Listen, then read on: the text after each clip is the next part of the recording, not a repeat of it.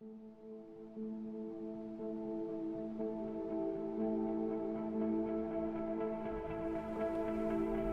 most of human existence, the meaning of life was very, very simple. Survival. The only thing that humans cared about was just surviving, because it was so damn difficult for the early years of human existence on this earth. If you look at ourselves as biological agents, everything about our body is set up for one mission, and that is survival. Every reflex we have, every element of our structure is just built up on the battle to survive. And then humans did something remarkable. They elevated themselves through the use of technology and social structure to the top of the food chain. If you look at a human being as a survival organism, just by itself, naked, they are among the most feeble at that task in the entire animal kingdom.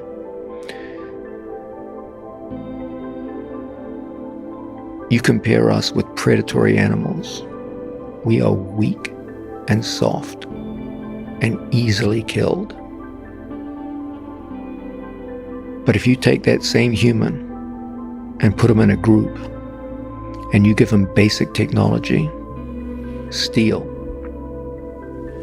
a spear, a knife, he goes from the bottom of the food chain to pretty much at the top. And so humanity found itself in a crisis that emerged out of its own success. For most of its history, their only interest was the battle to survive, and they did it. I don't know how they did it, but they did it. They got through ice ages, droughts, famines, disease, everything, and they found a way to get to the top of the food chain. And that's where it all got interesting.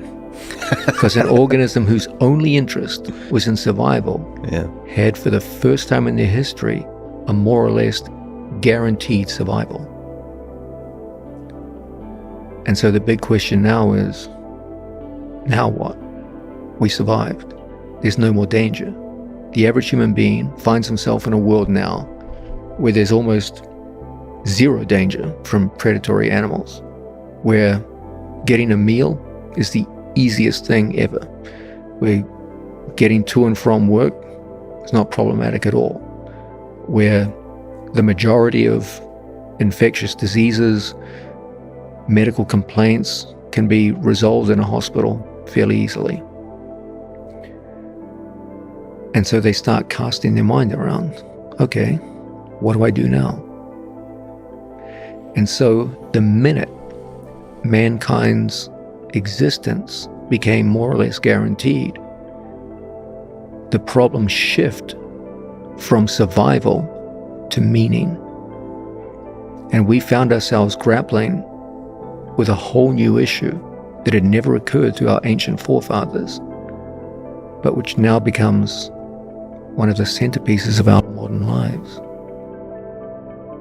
What one person will describe as a meaningful life, another person will decry as meaningless or wasted. There's something terrible about the idea that we're sitting around, waiting for meaning to show up on our doorstep. But what I find the best people do is they take charge of it, and they look at their lives in a form of authorship, where they see their life as a tale to be written, and they do their best to write that tale and put as much control over the direction of this story as they can. In the end, we all have to just try and write our own story. We all have our own interests. I try to bring in the sense that even though I'm an atheist, I don't believe that we go on to live after this. I believe that there's a possibility of a God and an afterlife. I don't say it's impossible, but in order for me to believe that they exist, I'd have to see better evidence than I see currently. Nonetheless, I do believe that there is a great value in the idea of living for something bigger than yourself. The moment you see yourself as the be-all and end-all of your existence, you're in for a meaningless life, and nothing will ever satisfy you. You can have all the money in the world, you can have all the power in the world, you'll be empty inside. I do believe that humans have a deep and abiding need to follow the interests of a group bigger than themselves as an individual. Is it ideal? No. Is it an answer to the meaning of life? Nope, because eventually that group will itself die out. So there's a sense in which it just plays a kind of delaying game. But I do believe that in order to live a happy life, meaning is a central part of that, and the deepest sense of meaning, not a fully complete answer, but a better answer than most people give, is to find something which hopefully does very little harm to the people around you and mostly benefits them, which enables you to become part of a community and to live, as I said, for something larger than you as an individual. I'm a human being, and like any human being, I'm biologically programmed to be terrified of death.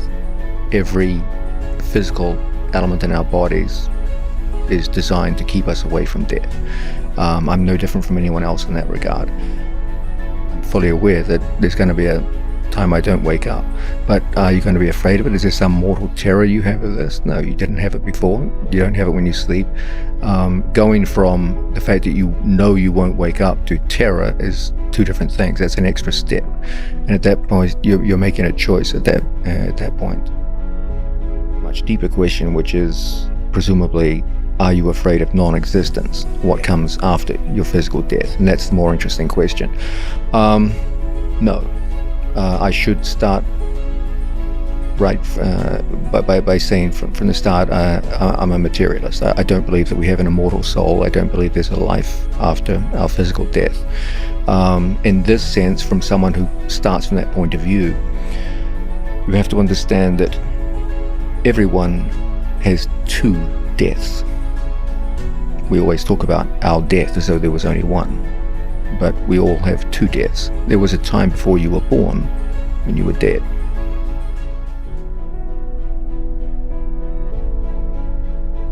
You weren't afraid of that period of non-existence because you know what it was like before you were born. There was just nothing. Every time you go to sleep at night, you get a sneak preview of death. It's just this kind of nothing happens. You wake up in the morning, you're alive again.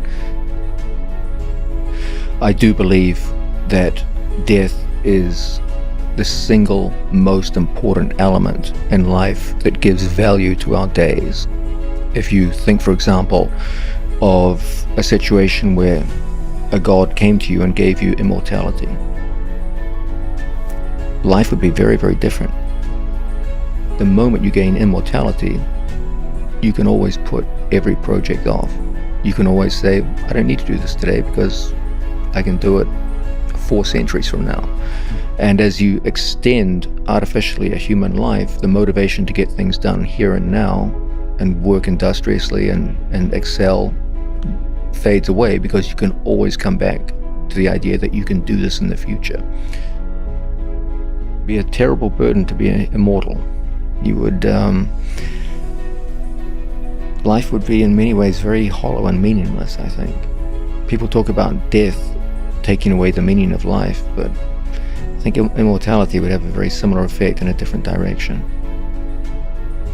I will disappear, but there's far greater things than me that will disappear. I mean, it's crushing to think that there's going to come a time when no one will ever hear Beethoven's symphonies again, that the mysteries of the pharaohs will be lost and no one will even comprehend that they once existed. Like, humanity has come up with so many amazing things over its existence, and to think that one day this is just all happening on a tiny speck in a distant corner of a very small galaxy and among millions of galaxies, that this is all for nothing. Okay, I can understand there's a kind of dread that comes with this, But there's also a sense in which the moment you're born and the moment you can think about these things, you know this is your inevitable fate. We're all very, very small players in a very big game. The number of suicides per year, it's a shocking statistic that gets almost no recognition.